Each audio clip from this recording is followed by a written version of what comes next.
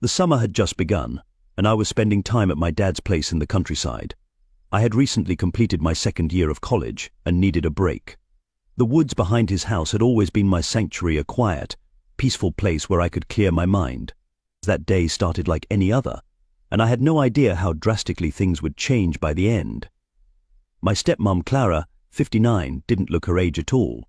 She was sharp, independent, and naturally commanded attention. She had married my dad a few years ago after my mum passed, and although they seemed happy, there was always this odd distance between us. It wasn't that we didn't get along, but there was something about her that I couldn't quite pinpoint. I woke up early that morning to hike. The sun was warm, and the woods were alive with the sounds of birds and rustling leaves. It was the perfect escape. I followed the familiar path into the woods until I reached a small clearing where I often went to think. That's when I heard footsteps behind me. Turning around, I was surprised to see Clara standing there, her hands in her pockets and a faint smile on her face. "Mind if I join you?" she asked, her voice softer than usual. I shrugged, trying to act casual, but my heart was racing. "Sure, if you want," I replied. She stepped closer, her eyes scanning the trees before settling on me. "I needed some fresh air," she said as she sat beside me on the fallen log. "You always seem to find the best spots," I chuckled nervously.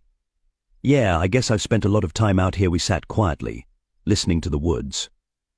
Something felt off. Clara wasn't her usual composed self. There was tension between us, and I could sense it growing. Finally, she spoke.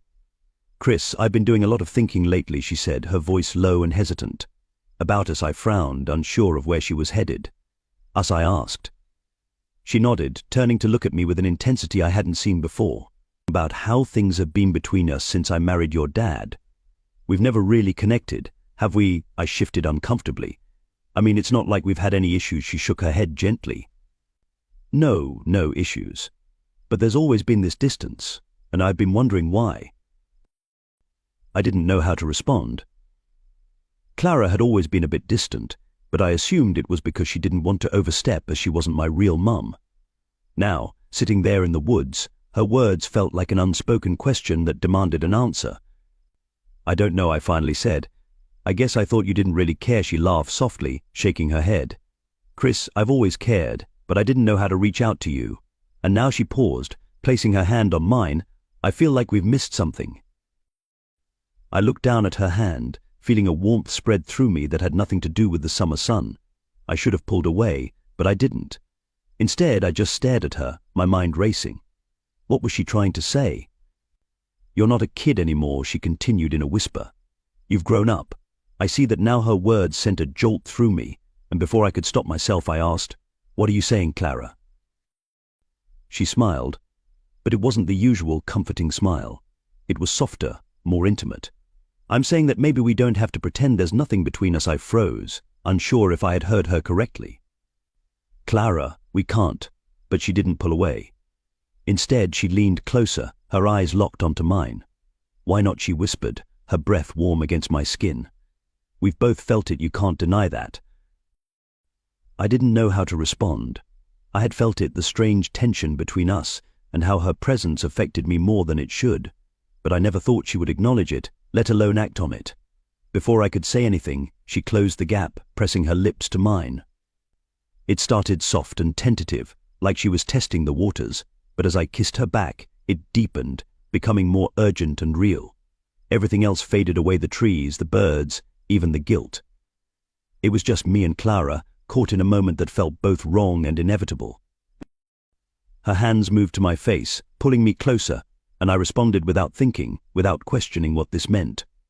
When we finally pulled apart, we were both breathless, our foreheads touching. "We can't keep doing this," I said, my voice shaky. She smiled again, but there was a sadness in her eyes. "I know," she whispered, "but we also can't ignore it anymore." I nodded, my mind spinning. I didn't know what the future held or how we would navigate this new reality, but I knew one thing: I wasn't going to pretend it hadn't happened. "We'll figure it out," I said quietly. She stood up slowly, brushing the dirt off her dress, her expression more composed. "We'll take it one step at a time, but we need to be careful." "Chris," I nodded. "Yeah, we will." As we walked back through the woods, The air between us was charged with something new, something unexpected, but undeniable. There was no turning back now. Whatever came next, we would face it together. For now, it was enough to know that we had finally acknowledged what had been brewing beneath the surface. We didn't have all the answers, but we had time, and for the first time we had each other. As we reached the edge of the woods, Clara paused, turning to me with a calm face but eyes still intense. "Chris," she said softly, "we can't let this get out of control." I nodded, understanding her meaning. "I know. I don't want to mess things up for you or for Dad." She gave a faint smile, gently touching my arm. "It's complicated, but we need to take it slow and figure out how to handle this carefully. There's no rush to make decisions right now, but we do have to be cautious." Her words carried a certain weight, but I also felt a shared understanding. Neither of us had planned for this, but now that it had happened, there was no point in pretending we could just go back. We both knew that ignoring it would only make things worse. "I'll follow your lead," I said quietly, my heart still racing. "We'll take it one step at a time." Claire nodded, her gaze softening. "That's all we can do," she agreed, taking a deep breath and offering me a small, reassuring smile. "But for now, let's keep this between us, okay? Your dad doesn't need to know anything until we figure this out." "Of course," I replied, keeping my voice steady. "It's our secret." We stood there a moment longer, the sounds of the woods fading into the background as we looked at each other. The intensity of our kiss still hung in the air, but there was something else now, something calmer and more grounded. We were no longer just two people skirting around an unspoken bond. Now we both knew where we stood, even if we didn't have all the answers. Finally, Claire broke the moment, turning toward the house. "We should head back," she said, her tone lighter. "Your dad will wonder where we've been." As we walked side by side, the tension between us began to ease. Claire seemed more at peace, and I felt a strange sense of relief wash over me. There were still so many questions, but for the first time I wasn't afraid of what was to come. When we got back to the house, my dad was in the kitchen cooking dinner. He turned as we walked in, smiling warmly. "You two were gone a while. Everything okay?" "Yeah," I said, trying to sound casual. "Just went for a walk." Claire chimed in smoothly. "The woods are beautiful this time of year. We just lost track of time." My dad chuckled. "Well, I'm glad you're back. Dinner's almost ready." We exchanged a quick glance, and Claire gave me a small, nearly imperceptible nod, as if to say we were fine. In that moment I knew we would be. Over the next few weeks, Claire and I kept things quiet.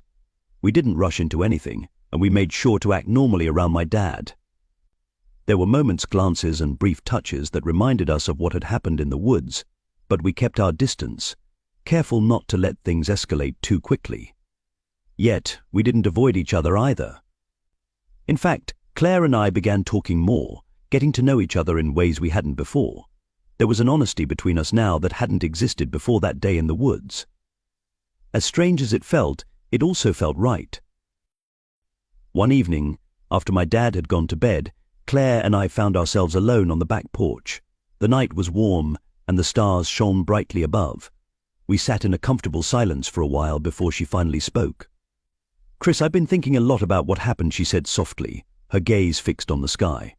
"I don't regret it, but I want to make sure that whatever happens next, we're on the same page." I looked over at her, the moonlight casting a soft glow on her face. "I feel the same," I replied. "I don't regret it either, but we need to be careful and take our time." She turned to face me, smiling. "I'm glad you feel that way. I just don't want us to rush into something that could hurt you, me, or your dad." I reached over, taking her hand and giving it a gentle squeeze. "We'll figure it out together, no rush." Claire smiled, and for the first time it felt like we were standing on solid ground.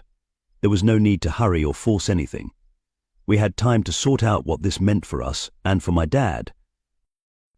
In the months that followed, Claire and I grew closer, but we kept things respectful and low-key. We were aware of the risks, but we also knew that what we had was genuine.